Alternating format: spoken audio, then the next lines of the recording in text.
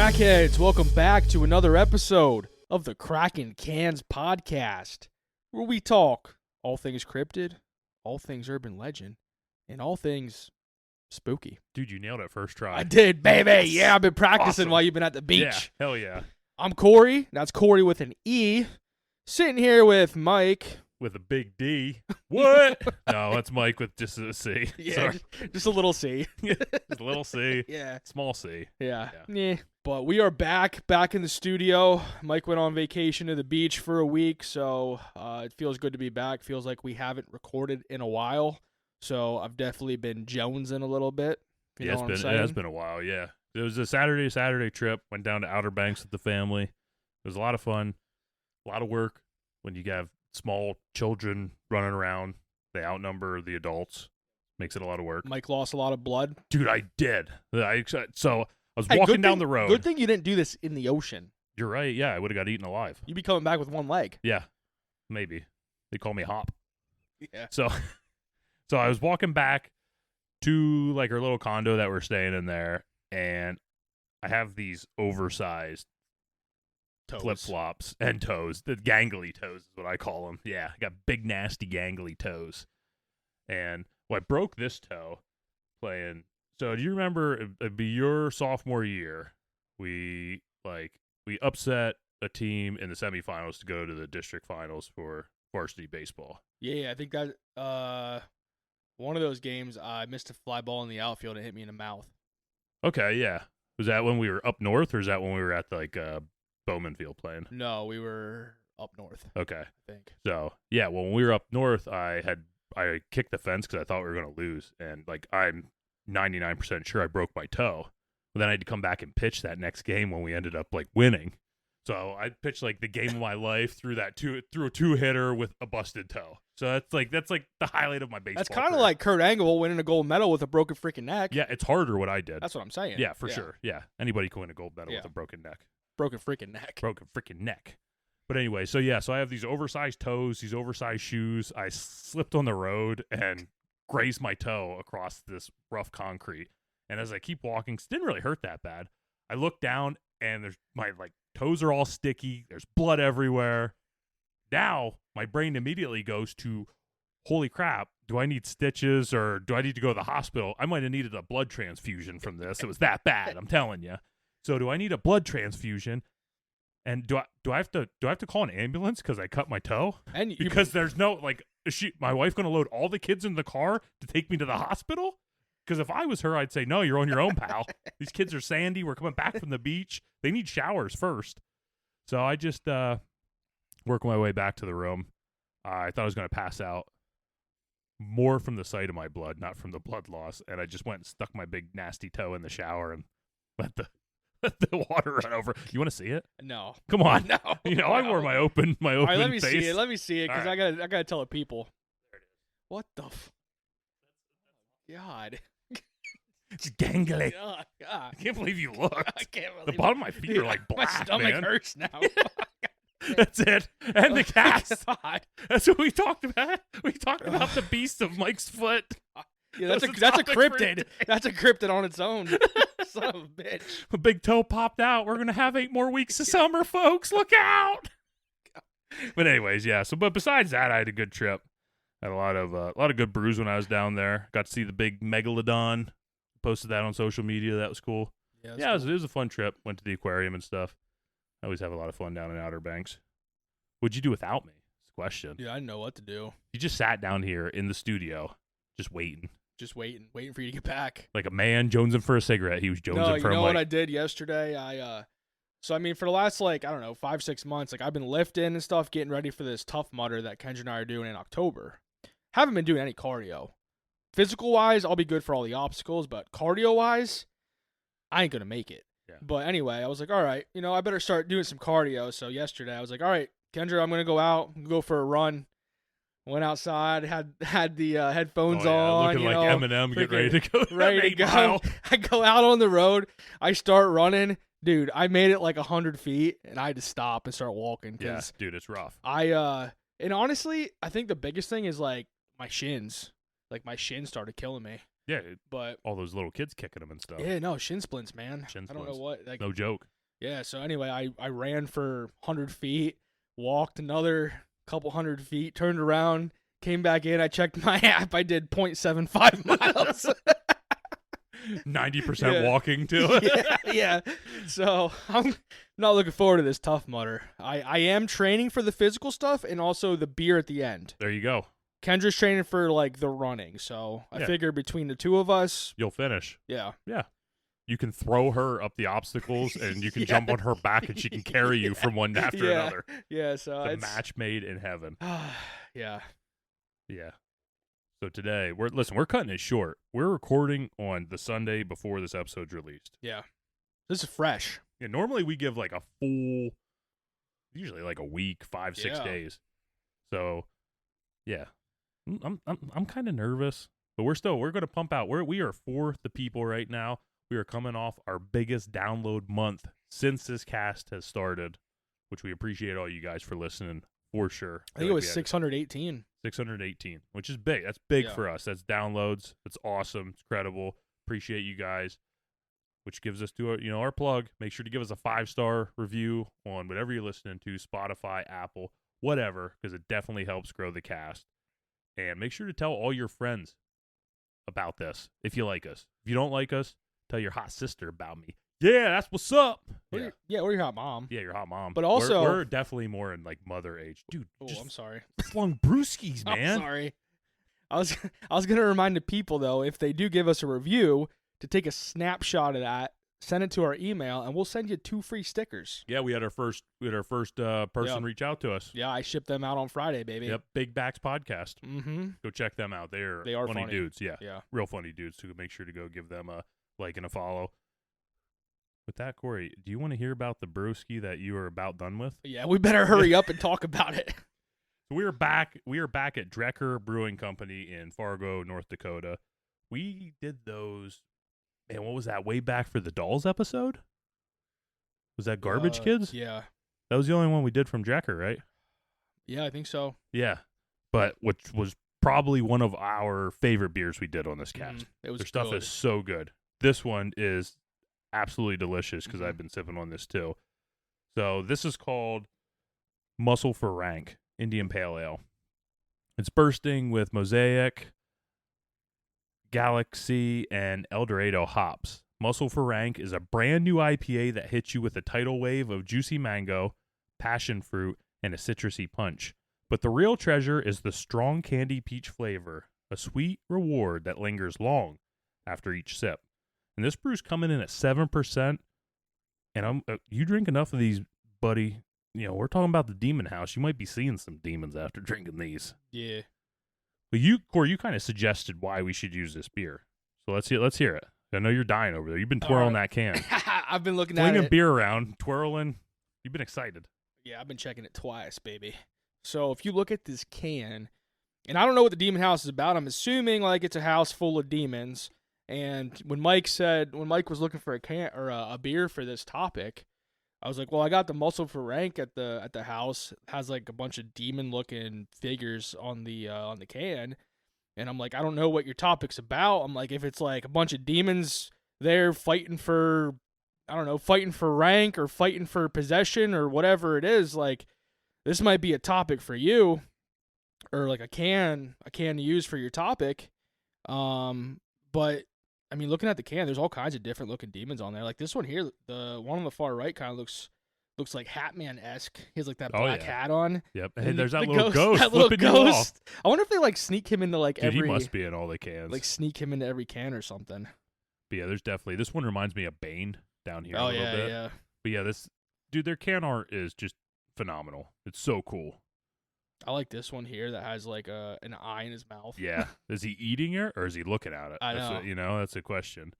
But yeah, and basically like what Corey alluded to is we are talking about the Demon House of Gary, Indiana. There was multiple demons in that house competing for not just for rank, but for bodies. We'll put it at that much. So yeah, this can art with this beer really makes it a perfect match for this topic. So what are you looking at this can art real quick? Yeah. Which demon on there? Okay, so if these were all fighting for rank, fighting prestige, to be the top dog, which one on this can do you think would win, in your opinion? Boy, I don't know. I kind of looking. There's like 2 Banes on each side, Yeah. but that's probably like Tweedledee and Tweedledum. So I'm thinking the green one with the blonde hair in the back is what's going to be the leader. That's why it's hanging in the back a little bit. See, that's what I'm thinking too, but I'm thinking about our old Hatman guy over there. Hatman could be it too. Also, it could just be this guy that says Mr. Drecker puts the E in stupid. He's holding the sign back here. That could just be him. Yeah. That could definitely be him as the leader. Yeah. Yeah, like the 3 in the middle, they're like the boss before the final boss. Yeah. You gotta go against them. But yeah, I'm thinking it's either Green or Hattie. Yeah, sure. I think the 2 Banes are definitely like the lieutenants or like the jesters or like it's the leaders send them out to Yeah. die. Yeah, they're like the scouts. Yeah. Yeah, I can see that. But let's cheers for this bad boy. Dive in to the episode. Boom. And delicious. I know I described it, but yeah, you really get that like fruity aftertaste. This is really good beer. Absolutely delicious.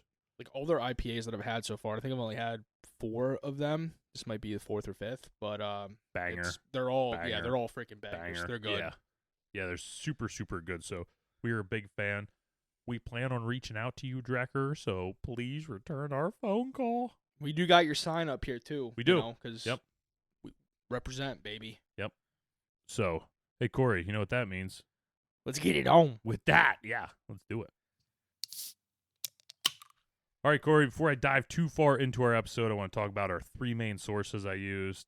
I used the IndyStar.com, allthingsinteresting.com, and the IndianaHauntedHouses.com, which actually talks about a lot of haunted houses in the state of Indiana. Damn, I never would have guessed that. Yeah, it's clever. It's like a clever play on words. So the tale of the demon house brings us to the city of Gary, Indiana. Gary, Indiana. Dude, just like the bad guy off of Pokemon, Gary. Where's Pennywise take place? That's in Maine. Derry. Derry. Okay, Derry, I was yes. like, Yeah, for some reason, my mind's like, Gary? No, Derry. Okay. Yeah, Derry. There's something Look, there. there's a new show coming out that's called Derry. Yeah, I saw that. Yeah, Yeah. so that'd be pretty cool. They said Pennywise is reprising his role in that and stuff, from what I saw. So that'd be pretty neat. Yeah. Be a lot of Ben, fun. what's his name? Yeah, I don't know. He just looks like a I clown. don't know how you say his last name. Yeah, I don't know either. S. Starts with, S. I was going to say, it starts with an S. That's what I A know. bunch of random Yeah. letters. Yeah. There's like little lines over some of the letters. I don't know. Yeah, it's over my pay grade. Yeah. But Gary, not Derry, Gary had a population of just over, you ready for this? 69,000. Oh, Ooh, yeah. That's awesome. In 2020, making it Ooh. the 7th most populated city in the state of Indiana. It used to be known more for its steel production, which at one time really put it in this city on the map. But now it's known as the home of the Demon House. Ooh, Well, Maybe. Maybe. We'll get into that. Now, it all started in 2011. LaToya Amons and her 3 children and her mother moved into the house. The mother was renting the home and was ready for a new start for her and her family. And it was a new start, just not the start that they were expecting. Within days, the house's screened-in porch started to be taken over by a giant, is it a flock of black flies? What is it? What is a horde? I don't know. Horde. What do you call that? Yeah, horde sounds good. Swarm. Ooh, That's what I'm looking for. Swarm. Is it swarm? Swarm sounds We're good. going to go with swarm. So at first glance, this doesn't seem that strange, but what makes it weird is that we're talking the middle of winter. We're talking January. Yeah, these some in bitches should be like Indiana. hibernating. Yeah. Whatever they do. There's no reason for the flies to be there with this cold. And on top of that, no matter how hard they tried to get rid of the flies and how many they would kill, the flies would always be back. They couldn't even make a dent in the population of these things. So with the flies thing, because you see a lot of these like stories and stuff with like flies and shit with like these demon stories and stuff. Is it just because a lot of times when there's like a demon present, you get that smell of like decaying meat? I don't is know this- if that's the... Yeah, I really don't know. You know what I mean? Like, is it something that the flies like can sense and smell, so they're gravitating to like this place that is possessed or whatever? Or is it like the demon that is like summoning these flies to? You know what I mean? Like that's something that Because when you get into Amityville, this is Yeah. the same thing happened in Amityville as all the flies. the flies. Yeah. So I really don't. Yeah, that's a good question. Hmm. I'll have to ask a demon someday. Yeah. Yeah. We'll If ask you're a demon out there and you have a good answer for that, you can reach us at Kraken Cans Cast, all one word, at gmail.com. We're looking forward to it. Well, I am. we'll look for it. Soon after, the family started to hear things as well. They would get the constant sounds of somebody walking up the basement stairs. Then the noise of the creaky basement door opening, which opened into the kitchen area. When they would go to investigate, the door would be open, but there would never be any sign of anyone being in the basement or the kitchen. And it wasn't just LaToya hearing these things, but her mother, Rosa, was hearing these things as well. One evening, LaToya fell asleep on the couch watching TV. She eventually started to wake up, and when she did, she was in shock. There in the middle of her living room was what looked like the shadow of a man walking back and forth. When she quickly turned on the lights, there was nothing there, except there was some wet footprints on the floor where the shadow had been walking. And this is a theme with this. A lot of times when they would hear this noise, They'd see wet footprints. yeah, they would see these wet footprints. Son of a bitch. So we could be talking about Pennywise. Could be. He coming out of the sewers? Yeah. But everything seemed like it was coming out of the basement. Like they would always hear it walking up the stairs out of the basement. Did they get water in their basement? I don't think they did. Okay. I think for the most part it was a dry basement. Huh. Okay. Now, it wasn't long after this that the noises turned into something much more sinister. But not sinister for LaToya, but instead for her 3 kids. It seemed that whatever was within the walls of the house wasn't there for LaToya or her mother, but they were there to try and possess these children. Oh. One evening in March, one of the children, a girl around 12, which I've heard like differing ages, I've read differing ages on all the kids and stuff, but we're going to say the girl, which is the oldest, and then the boys are the youngest. Okay. So the girl around 12 was having a sleepover with her friends. So Corey, you're gonna put your brain in. You and me are 12 years old. 12 years old. You're coming over to my house for a sleepover. Okay. All right. Yep. We're pretty good friends. But imagine we're on episode 2 of the cast. Yep. So like our friendship is blossoming, Blossoming. but we're not totally there yet. Not there yet. The girls were doing the normal things that kids do at sleepovers, and eventually, late around 1 or 2 a.m., this is still us. Think of us. I mean, this is obviously what happened here, but think of us. Little girls got it. That's when Rosa, LaToya's mother, heard a scream coming from the room where the girls were staying. She ran down the hallway, swung open the door, and was shocked. She saw her granddaughter floating in I was the going air to guess that, dude. above the bed. Dude, you scared me. Sorry. I jumped a little bit. Dude, I just got amped up because in my head, I was picturing somebody floating in the goddamn air. Yeah, when you pictured that, I went, yeah. Hopefully your toe's not bleeding now. Hopefully I didn't. No, we're good. We're good. Okay. But yeah, just levitating over the bed like 3 or 4 foot. Just totally vertical. Like she was sleeping. Yeah. She was unconscious, sleeping, passed out, whatever you want to say. She was watching too much Chris Angel Mind Freak. Dude, do you think that's what it was? Yeah. That's right around that time, That's what I'm 2011. saying. That's Yeah, what I'm I can saying. see that. Yeah.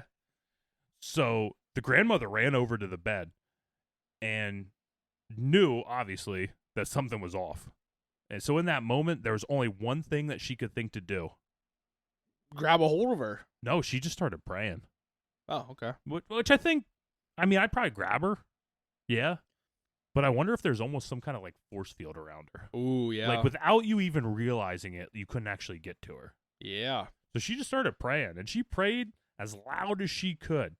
And as she prayed, the girl slowly, the girly slowly started to lower down to the bed.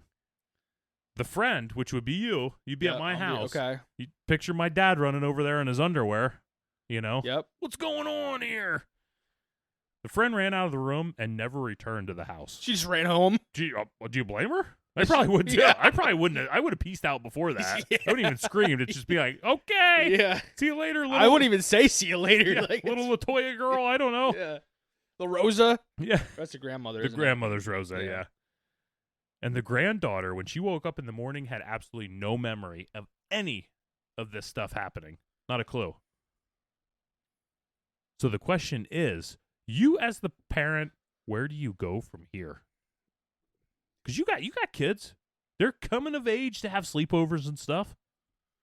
I'd probably call up Zak Baggy Pants. That's probably not a bad place to go. And Corey, I'm going to be honest with you, he may come back in this story. No effing way. But we'll get to that later. We'll get to that later. You're getting me amped up over here. He might not, though. I'm pitching that tent we were talking about earlier. I could be making this whole thing up. All right. But I'm thinking Zach might. I'll pitch the tent for him. All right. So yeah, I don't know. Would you move out of your house though? Seriously. Okay. All right. So we're talking serious. I probably wouldn't move out of my house because our interest rate at this house is really low. Yeah. And going to a new house, the interest rate would be at least double. She's renting. Yeah, she's renting. Well, it depends what her lease is. If she signed a year lease and it's 4 months in, 2 months in, 3 months in, she's going to have to pay for those others, 6-7 months, whatever it is. Yeah, I don't know. To leave. So it's not a good situation. It's not a good situation. And I think it kind of, and I talk about it a little bit later, but part of the situation they're running into is financially they couldn't leave this situation. Yeah. So in a way, I almost think, do the demons know that you can't leave? So does that just allow them to be more in your face because they know you can't go anywhere? Yeah, might be. I don't know. I'm sure they can dive into your brain and kind of know stuff like that. Yeah. I don't know. Hey, demons out there, Kraken Cans Cast at gmail.com. Send it. We don't know. We want to know. So they both knew, LaToya and her mother Rosa, that they were dealing with something out of this world. What state were they in? Illinois. Indiana. Indiana, I knew. Right next to Illinois. Yeah, I knew it was an I. Like they're basically like where Chicago is in Illinois. Gary's not far from Chicago. Oh, okay. Right over the line. This was some sort of evil spirit, whether a ghost or a demon, and they knew that they needed to do something to help their family. So they reached out to several churches in the area, but for the most part, all the churches thought they were either making it up or just didn't want to get involved in something like this. But one church did help. This church visited the home to try and get more of an understanding as to what was going on. And after spending some time in the house, they declared, they didn't just say it or yell it, they declared it. So it's got to be true. Yeah. That this home was filled with spirits. Filled. Like this is like a spirit motel. It's not a hotel because this is definitely more of a crappier situation. Yeah. I feel like a good demon doesn't stay in a hotel. They stay at a motel. Like a red carpet inn. Yeah. Or Motel 6. Right around there. Yeah. Yeah. Right around. Same difference. Same shit. Yeah. To go even further. Hold on a second. Before you continue, can we just have a little side conversation here? Sure. So, do you think a red carpet inn actually has red carpet? I think they probably did at one time, but it's so disgusting and peed upon that it's not red like any brown. longer. Yeah.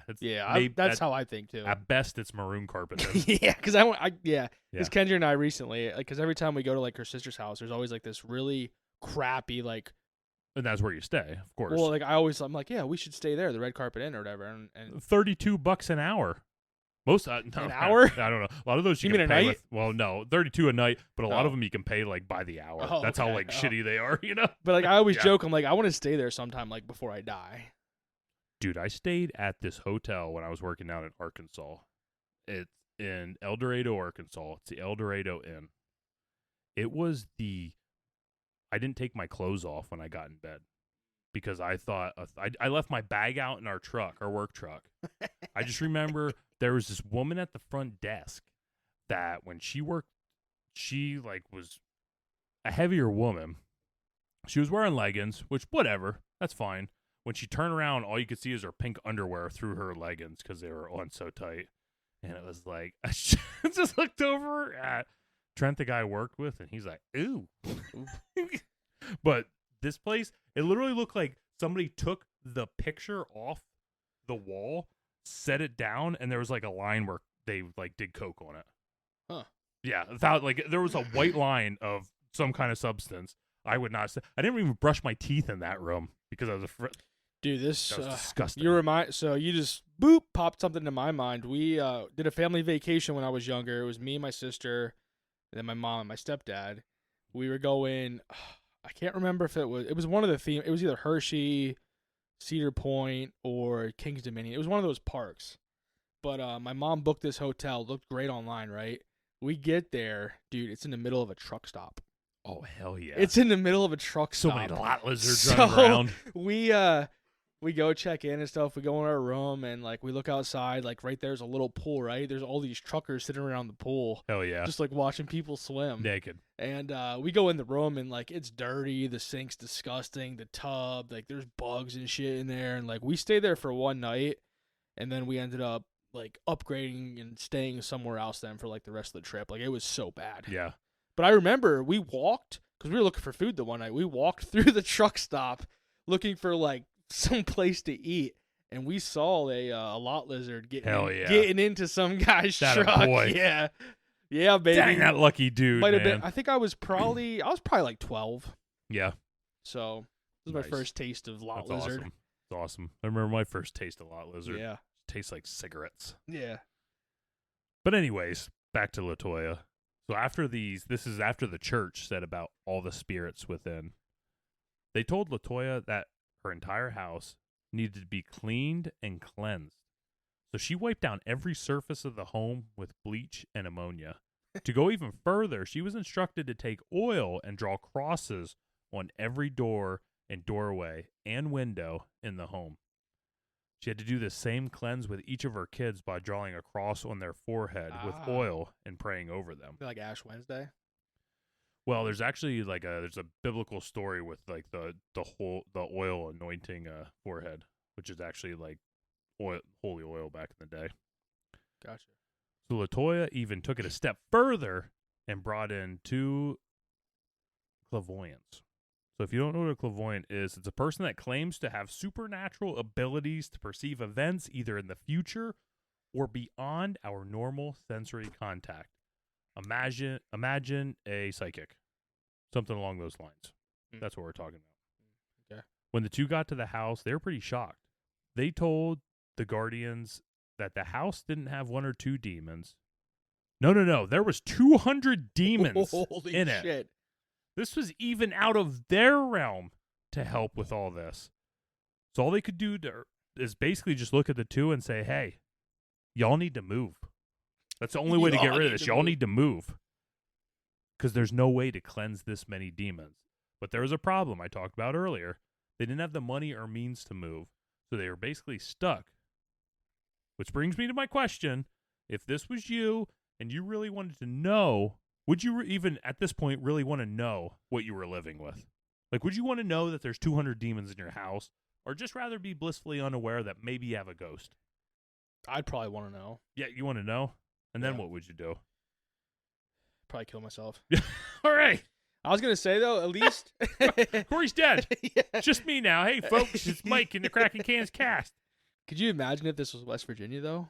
They'd all be inbreds. Oh, they'd all be All inbreds. the demons would be inbreds. There'd be UFOs circling the house. Yeah. And there'd be vegetable men coming out of their garden. Yeah. be Mothman utterly- doing a Yeah, it'd flyover. be utterly insane. That'd be so cool. Oh, God. But moving on, the clairvoyants were able to give her maybe one long shot of an option to try and save her and her family. They told her to put a table in the basement and basically build a shrine to God on this table. And they would need to go to this altar every day and pray. Like all of them sit around the table and pray? Yes, all sit Yeah. around this table, shrine, down on their knees, worshiping God over this table and pray to it. Dude, I bet you shit got insane. I bet you're going to get into it. Like the table starts Well, rising and no, not at all. All right. So they even did a sage burn in the house while reading Psalm 91, which starts out, "He who dwells in the shelter of the Most High will abide in the shadows of the Almighty." They were just doing anything they could do to try and protect their children and themselves. And after doing all this in the house, for the first time since they moved in, things went quiet. For 3 days. 3 days after they 3 did days. Lasted 3 days. But before we get into the rest of it, beer break. that. Hold on before that beer break, though. Before Okay. we get into that Yeah, beer break. okay. So 3 days. So what I'm thinking happened. Is these were huge 3-day Grace fans. Ooh, I do like 3 days grace. I know. Big fan here. I could tell. But I can tell by your hair. yeah. Shut up. I was gonna say I feel like these demons did a little fakey here, and they made it seem like they all disappeared and stuff. Stuff was good now, and then they come back with a mother effing vengeance. I think you may be right. Boom. Beer break. Beer break. All right, we're back with that beer break. We got the ice bucket loaded up. Bucket loaded up. For me. For you. Yeah. And you're drinking the Hulk Hogan beer. Yeah, baby. We just R.I.P. cracked that open. Yeah. R.I.P. For sure. We're back. And guess what? So are the demons in this home. We're 3 days after the altar was built. Hey, can you just remind the people, what year was this again? 2011. Okay. Yep. Year I graduated high school. Year he graduated high school. He was 24 when he graduated. The demons were back in the home, bigger, badder, and stronger than ever. They had their sights set on the 3 kids from this point on, and it seemed almost like they weren't strong enough to take over the adults, so they were going to go after the kids. But Rosa, which I just kind of had to add this part because I just kind of thought it was funny. Rosa, the grandmother, she said that she couldn't be possessed or manipulated by demons because she was born with a special protective gift. Because of this gift, demons, they just couldn't touch her. They call that a wiener, folks. Whoa. Jeez. All right. Sorry, Rosa. Corey's words, not mine. LaToya, on the other hand, she could feel the moments when the demons were trying to do something to her or the children. Basically, whenever they were in the room, she could start to feel it. In those moments, she would get warm and lightheaded, and she even stated that at times it felt like she was on the brink of losing control. Is it because, I don't know too much about the other people in the story, but like Rosa, we know that she was praying and stuff. Is she like more of a religious person compared to the other ones, and that's why? No, I think LaToya was also. Was she? Okay. Yeah, because that's like a theme going through there is with praying over the children, the putting the crosses with the oil. Like she followed all that, believed all that. Yeah. Was in. Yeah. Okay. Gotcha. So the children, on the other hand, they seem to almost be taken over by these invisible forces. Their eyes would start to bulge out of their head, and their voices would become super deep. Deeper in a way that seemed like a 7-year-old kid just couldn't fake. The kids, at times, would begin to levitate without reason. Which, let's be honest, do you need a reason to levitate? Like, if I'm levitating, he's levitating without reason. Like, yeah. But what would be a good reason for him to levitate right now? Basketball? Basketball, yeah. I don't know. Yeah, I don't know. So out of all the stories in this was probably my freakiest story. Freakiest? Yeah. Okay. Let's hear it. So the 7-year-old started to spend a lot of time sitting in his closet alone.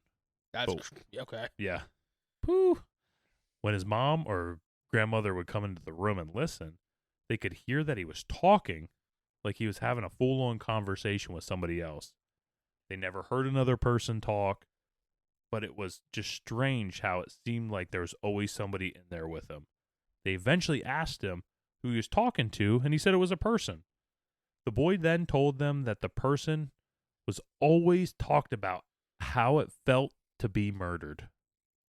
All this guy talked about was how it felt to be murdered. The person that the boy talked to? Yeah. Like, yeah, it hurts. Oh, what do you say? I don't understand. It hurts. It's sticky.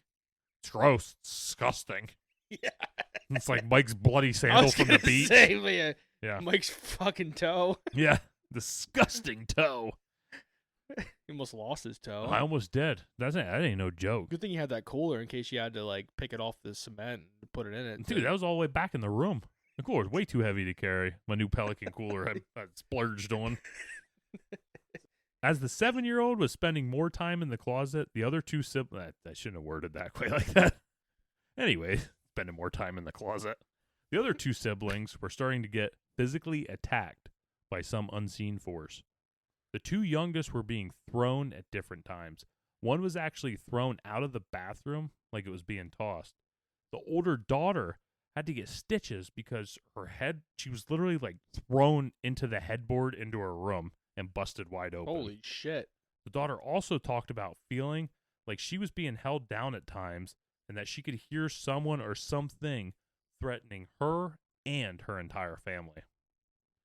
This eventually led to a doctor to come to the house to see the children, mainly like a checkup call. I was like, what kind of doctor are we talking about? Like, we're talking about a real medical doctor. Yeah, and stuff. physician, folks. Yeah, physician. And while he was there, he witnessed the children being thrown through the air. After the you boys, witnessed it yeah, while saw he was it. there? And after the boys hit the wall, they were completely knocked out. So he called for an ambulance to come and had them taken to the local hospital where he was a physician at. Holy shit. When at the hospital, they couldn't figure out how to get the boys awake. That was until their mother put the oil on their forehead and prayed over them. Now, the nurses and the doctors there basically laughed at her. But to their amazement, the boys came to. The older the boys woke up, sitting up, looking around, he had no recollection as to what happened. The younger boy, on the other hand, started convulsing and thrashing around. Took several staff workers to be able to hold him down. So he's obviously to gain possessed. control. That's what it seems like, for Yeah. sure. With all this going on, someone had made a call into Children's Services. They were concerned about the boys, and rightfully so.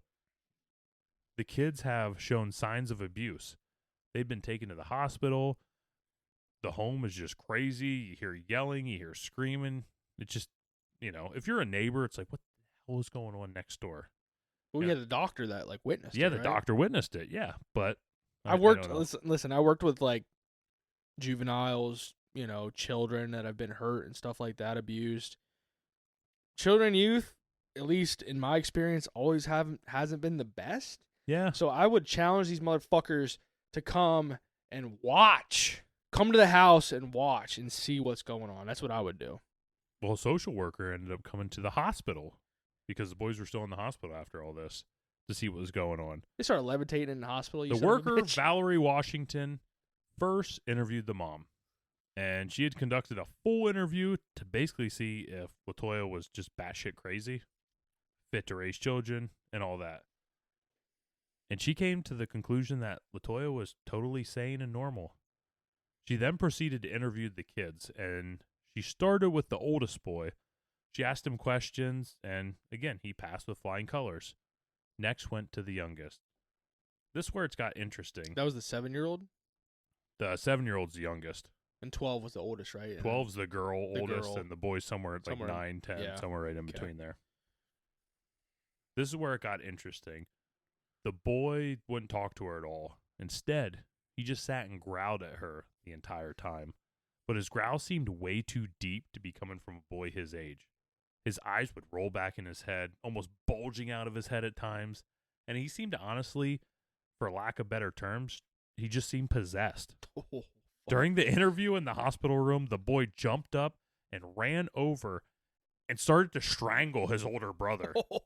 It was so bad that it took several nurses, male security, all those to get the hands off his brother's throat. Off a little kid, too. Yeah, like this is a 7-year-old kid. Yeah. Washington was in total shock of this behavior. So the grandmother came into the room to see if she could help the middle child, the one that was just strangled and everything, because he's crying, sobbing, to calm him down. It worked for a second. He stopped crying. He stopped fighting. He just started hitting his head off his grandmother's stomach, almost like he was like banging his head off a wall. Yeah. Just then, the youngest in the background yelled out, "It's time to die. I will kill you," in a deep, deep growl of a voice. His brother, in reaction, stopped what he was doing, looked up with a sick and twisted smile on his face, and as he held his grandmother's hand, he slowly walked up the wall, walked onto the ceiling, and then just gradually just jumped down. Not like fast, you know what I mean? Like, yeah. It was just like a slow walk up the ceiling, to the ceiling, and down. Damn. Landing on his feet. Her ass, talking about the social worker, Her along ass? with all the You said nurses. her ass? Yeah, her ass. Yeah. Social worker, all them. Their ass couldn't get out of that room fast enough. They were gone. They had enough. And the next day, Children's Services took emergency custody over the children because they didn't know what else to do. They're just so lost. They didn't know what to do. They took control of the children. So what do you think on that? On them taking control of the children? Just the whole story.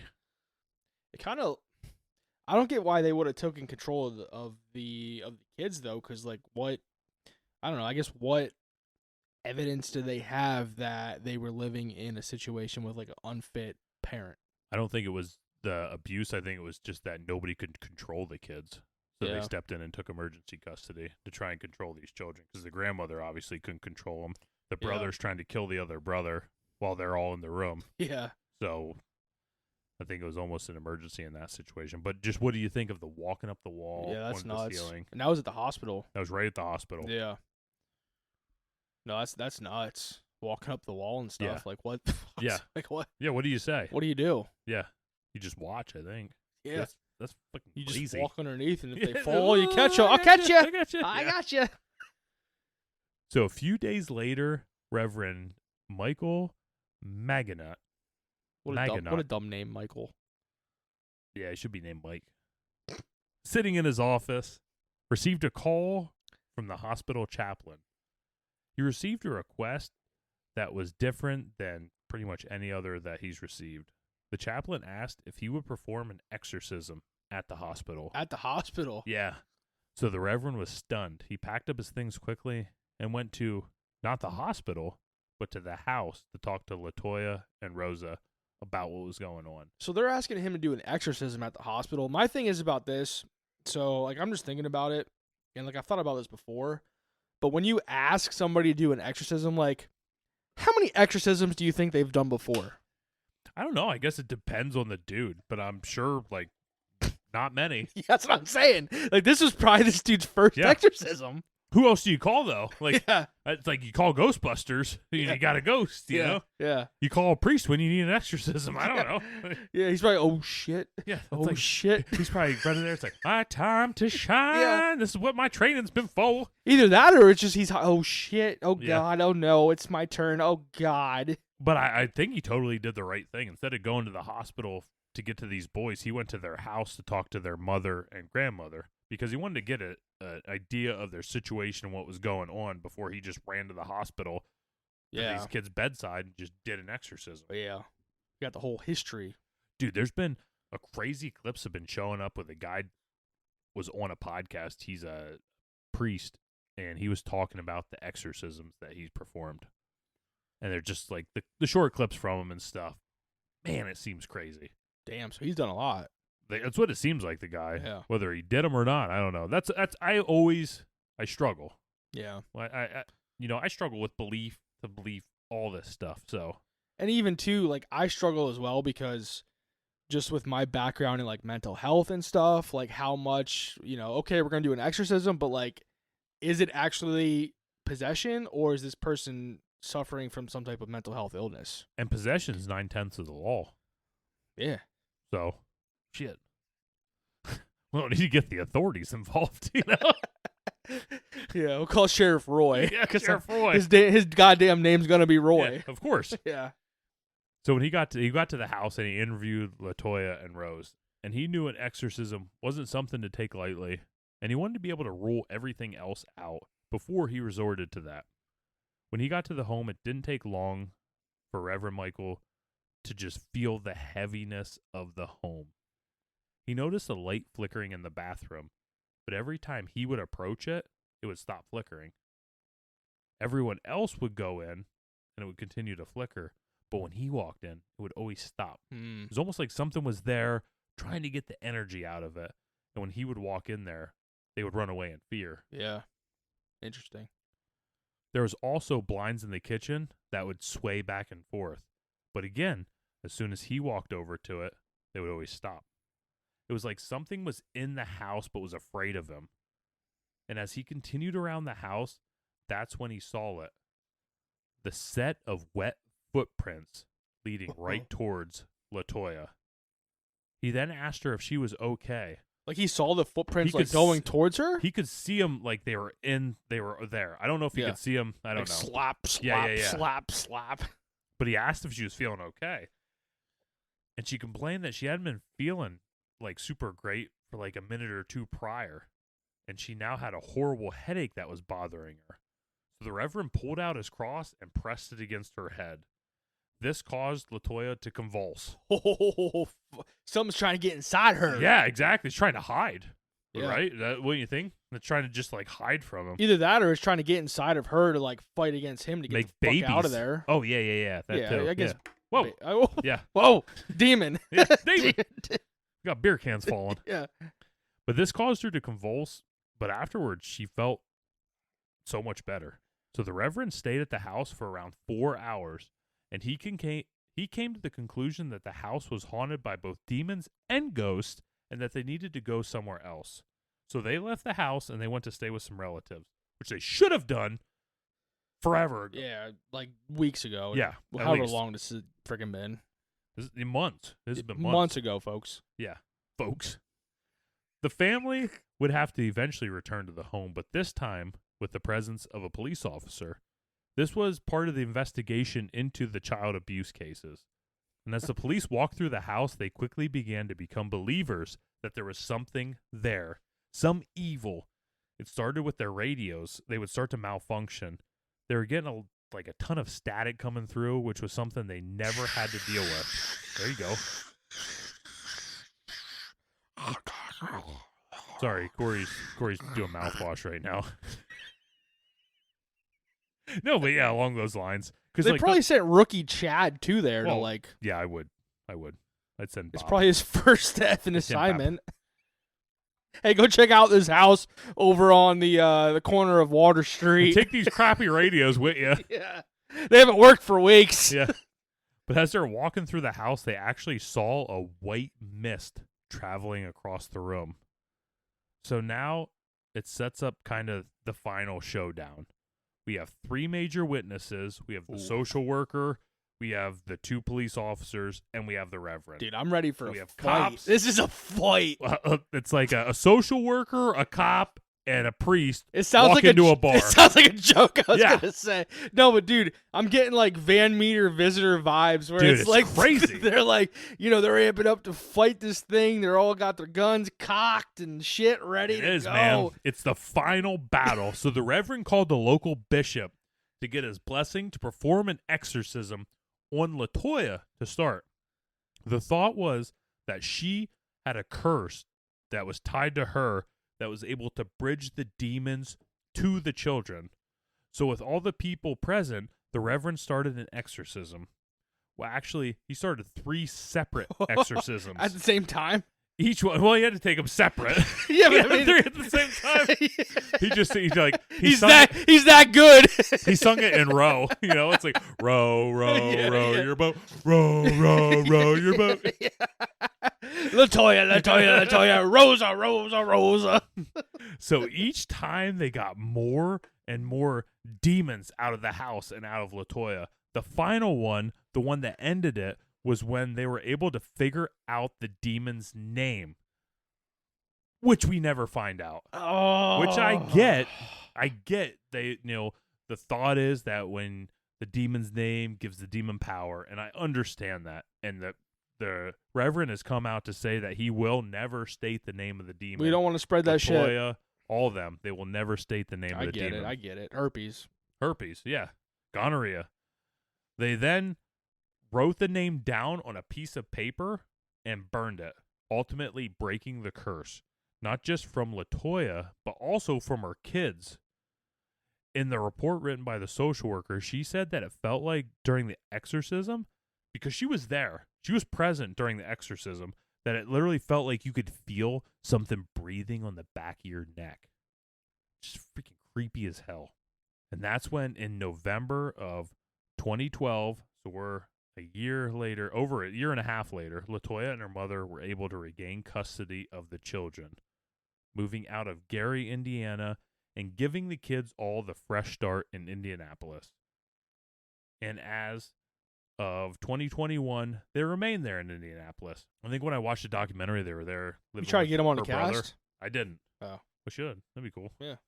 They don't like to talk about it. Yeah, I don't blame Which them. is weird. I tell everybody about this. So when asked, she said that they do their best to move on from the hauntings. They have absolutely nothing from their old home has followed them to this one. But that brings me to my next question. what happened to the house in Gary, Indiana? Oh, they burned that shit down. No, well, in 2014, it was sold. Zak Bagans. Sold to a No! professional paranormal investigator from Las Vegas. The man with baggy pants, bedazzled shirt, spiky black hair, and a ripped body to match the no-nonsense attitude. This man, he needs no introduction, but yet I feel the obligation to give him one. The only, Zak Baggy Bagans. Pants. What if we should try to get him on the cast? I'll just Dude, message we him should. like every week. You should, because like I feel like if Zak Bagans came on the cast, I would be his Paul Heyman. I would take this guy even higher than he is. I will represent him. Like that was a hell of an entrance I wrote That was for him. good. That was I good. just can't help it. You have to give Yeah. Zak Bagans the entrance he deserves. Zak Bagans. Barack Lesnar. So he bought this house sight unseen after hearing everything that went on there. And he ended up making a documentary movie about it titled Demon House. In the doc, he interviewed the Reverend, the police officers, and the social workers that were involved in the case. LaToya and her mom both wouldn't do an interview. Their reasoning was, and I do respect this reasoning, and part of some of their reasoning when it comes to stuff like this really makes me believe a lot of their claims and their story. The reason was that Zak had been in the house and they didn't want him to carry any of the energy from the house to them. Yeah, that makes sense. So during filming, Zak was constantly getting sick. Many crew members were fired and quit abruptly. And all in all, it took 3 years to film and release the documentary. And after spending some time in the house and feeling its energy, Zak decided the best thing to do was to tear this house to the ground in 2016. This was in hopes that it would close the portal or whatever was in the home. So he took a few things out of the house, like the stairs to the basement, and he actually placed them in his museum, In his stupid in museum, Las Vegas. Where, and you know, this is where they claim that the demon, a lot of the claims were that the demon lived under the stairs of the basement. So. Well, you would think, too, I know you said about Portal, with there being, 200 plus demons at this place, you would think there had to be some type of portal there. There would have to be. Just I would think. Shooting up. Yeah, I would think. Yeah. I don't know what went on before they bought the house, but really, this is the end of the story in Gary, Indiana. It's interesting, too, because there's nothing of what was at the house before they arrived. Yeah. You never hear any stories of that. Do we know what year the house was built? We don't know that. Yeah. But yeah, so really over the course from 2011 when they moved in till 2016, so you're talking 5 years, is what we know of the history of this house. Because it would have been interesting to know, like, what year this house was built, maybe some of the previous owners, et cetera, et cetera. Like, what did they experience leading up to when these people moved in, stuff like that. And no one's ever came out to make any claims on this home since all this. You would think somebody that lived in the home prior. But I also know when you read about a lot of, like, the hauntings and things like that, it seems like sometimes the demons or ghosts skip generations. Yeah. Like, there's just certain people that I don't know if they're just too strong or religious that they can't be affected by these things. So they just don't even try. They just lay dormant, grow a little bit while they're there, and wait for the right opportunity to kind of strike. Or maybe, too, it's like, I don't know, some people, like, maybe it's just like a perfect concoction. Like, the people that lived there before, they didn't meet all the ingredients, so to speak. And then this other family moves in, and it just, all the pieces kind of come together and just. Yeah, like this is what we need. Yeah, this is it. This is it. Yeah. So there's actually a movie made on this whole entire house. It's a Netflix original movie, and it was really big when it first came out. It was titled The Deliverance. This really dives into the demon angle of the house and the possession of the members of the family. It also gives us this amazing quote. It was all over the internet when this movie came out. So it was the demon took over this woman, and she was laying, like, possessed. The character was Alberta, and she's, like, laying possessed in a bed, and she kind of looks all, like, messed up. Like she looks demonic. You know what I mean? And she just says this quote. Now this is a quote, people. Y'all can't cancel me for saying a quote. It's from a movie on Netflix. So she said in a creepy, demonic ass voice, you ready? I can smell your nappy pussy. I just remember this is all over like Facebook and stuff when this quote was coming up. I just had to. This movie obviously didn't score super good. It had mixed reviews. It sounds really familiar. Like I feel like I've seen it. If you haven't seen it, you've had to see the quote. I had to have seen it. The quote was all over Facebook when it was like came out. Yeah. But it got like a 5.1 on IMDb, so it's kind of middle of the road. Mm-hmm. You know, horror movies usually don't typically score well on IMDb and stuff like that, but yeah. So there's a skeptical view on whether the house is haunted because I feel like the whole entire story is like the non-skeptical view, more or less, you know. So there's a number of skeptical views when it comes to the house. Even the police involvement, there's a lack of physical evidence. Physical evidence for what? Like anything that happened. There's no. It's all just hearsay. Hearsay. Yeah. It would have done a great service if they'd taken pictures or video or tried to capture whatever was within the house. Also, when you get Zak and the media involved, many critics believe that the story is sensationalized and exaggerated, which would make sense when you look at really what the media does very well. It exaggerates and it sensualizes everything. The story would help if Zak really presented some good evidence, which he didn't really with the whole documentary editing. Also, many skeptics stick to the fact that there was some sort of mental illness going on within the family. Also, with the mental illness, doctors believe that there could have been carbon monoxide or mold that was giving the kids the confusion and the people that entered the house the confusion and make them act strange. Mm. So when you read all the skeptical views, the main thing that sticks out to me is along the way there's some inconsistent testimonies. There's one cop's, and it's like really small. You know what I mean? Like one cop says he saw this, another cop says he saw that, which are very similar, but they're slightly different. Yeah. The social worker story doesn't quite match up with some of the nurses' stories when it's all said, and they're just slightly off. There's a quote by Joe Nichols, who is a well-known paranormal investigator and also known for his skeptical views and deep research into hauntings.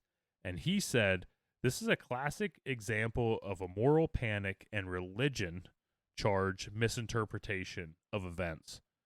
There's no good evidence that anything supernatural occurred." So that's what I have for the episode. I want to hear what your thoughts are after kind of hearing the whole story. So I guess kind of hearing all that, this happened like 2011 to 2012. Yeah. That's only 13 years ago. Yeah, it's not long. 13, 14 years ago. So I get the point where it's saying like, you know, there's no evidence. Like, you know, even back then, if I was living in a house that was having all these things going on, I would somehow record it. Right. Get evidence of it. Yeah. As proof that like this shit was going on. And yeah, and with the evidence, that's where a lot of people kind of point to Zak tearing down the house as maybe not being the best thing for it. Yeah. Because it takes his house, you tear it down, so now nobody actually knows. Yeah, so nobody knows. Now you're going off of like this one family and Zak Bagans as to what actually went on within that house. Or even you think people would dig into the previous owners too. You know, just to question them, ask, you know, see what was going on, if there was anything there when they lived there, whenever this house was built, from when it was built up until, you know, these people moved in, you think people would dig into it more to see what was going on. Yeah. And we don't have any of that. Don't have any. Because, I mean, you could get online nowadays and you could find all that shit. Yep. Like, easily. Yep. Agreed. But I don't know. Well, you had a landlord of this house that would just know all the previous tenants. So that's kind of where my mind goes. So at the end of the day, after hearing the story I presented to you, do you believe that this was a real haunting and real demonic events? I don't know. Yeah. I don't know what to say because I'm kind of like I'm torn in the middle because, if this was like the 1970s, I feel like it would be easy to believe it. Yeah, but since it's so close to where we're at now, like Yeah. it's not too long ago. Right. And like with me coming from like such a background in like the mental health like area of things, I don't know. It's Yeah. tough. Because like nowadays mental health is looked at more than it was back then. Right. You know what I mean? So even like 30, 40 years ago, they wouldn't even think twice about mental health issues. It would just been like, demonic. Right. But, this is only within the last 15 years where it's like, could have been some mental health stuff. And you wonder, too, when you throw the religious aspect of Rosa into the mix, did that make her automatically go to demons when maybe there was something else going on with the house? Yeah. I don't know. But yeah, like you talked about, too, like the mold and stuff like Right. that, like all those different But variables. these are all things that can never be disproven now or proven because the house has been torn down. Yeah. So yeah, it could have been carbon monoxide, could have been mold or like other stuff playing with these people's minds, messing them up. Who knows? But it'll just be a mystery that we never really know. Yeah. So I don't really think with this, I don't think there's any folklore score done for it. As far as the believability from me, if I have two thumbs, maybe I give one up, one down. I don't know. Because I feel like I'm with you. I'm torn. There's no evidence, but there's also so many witnesses. Yeah. And I would think between social workers, police officers, doctors, you have some decent witnesses or reverend. Yeah. I think what I would want to see too is because with all these professions, all these workers, they have to take case notes and make like logs and things that happened. I would want to see them to actually see what they experienced with this family. Yeah. You know what I mean? Because, is any of that stuff out there that you've seen? I didn't see any of it. Yeah. But, you know what I mean? So, like, I feel like if there was actually something going on here, I feel like some of that stuff would have been made public. Yeah, I would think so. Because with social workers, they got to do their case notes. Police officers, the doctors, they all got to do their different type of notes and documentation. Yeah. You think some of this shit would have been out there, and then you You'd could have think. kind of connected the dots. Like, okay, police officers seeing this, social workers seeing this, doctor seeing that. You could have like compared them all and said, yeah, there's something fucked up here going on. I agree. So yeah, with that, I think at the end of the day, I think the demon house of Gary, Indiana, would just always remain a mystery. It'd be interesting too if they build something else on top of that property. If there's anything that comes up, shows which up. I don't think anything will be built because I think Zach would just hang on to that property. Yeah. Which who knows? Maybe it will. I don't know. Yeah. But yeah, that would be good. Something going forward. Maybe we could do a seance there or do a Ouija board there. Yeah. Let's do it. We could go. We'll go. Yeah, we'll go. All right. That's what I have for today.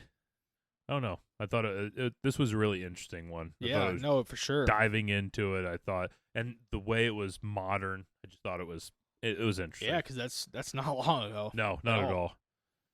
So, if you guys enjoyed what we got for you today, make sure to follow us on Facebook, Instagram, YouTube, TikTok.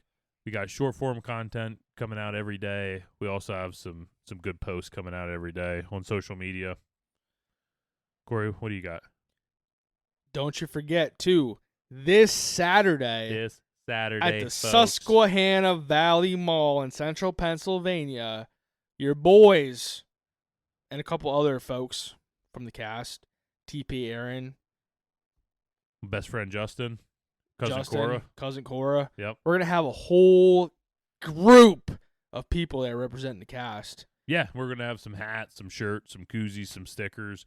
I'm also going to set up my laptop and microphone. So if you want to maybe hop on and kind of say if you've seen Bigfoots, you've seen cryptids, you've seen things like that, you have some stories to tell about them, hop on. We'll hop on for a quick interview. Yeah. I think it'll be a lot of fun. Yeah. We're going to have some merch there and stuff. You can just talk to us. There's going to be food trucks. There's going to be hundreds of other vendors and stuff there. It's going to be a good time. So yeah, it's going to be a really good time. We're looking forward to it. So we are. Show up.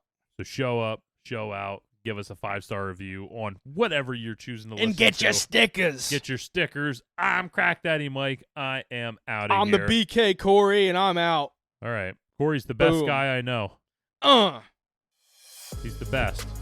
Mike's dumb. Oh, you son of a bitch. Corey's stupid. Corey's stupid. Corey's stupid. Corey.